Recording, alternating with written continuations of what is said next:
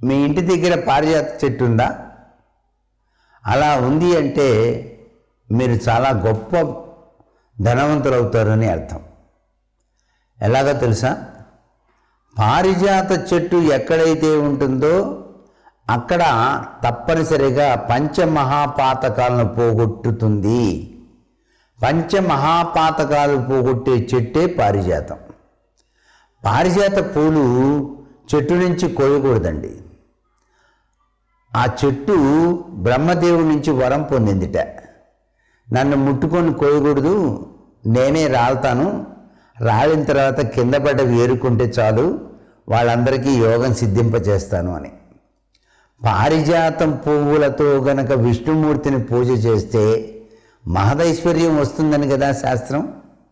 అంతేకాదండి, సంతానం లేనటువంటి వాళ్ళకి సంతానేచ్ఛ కూడా సిద్ధింప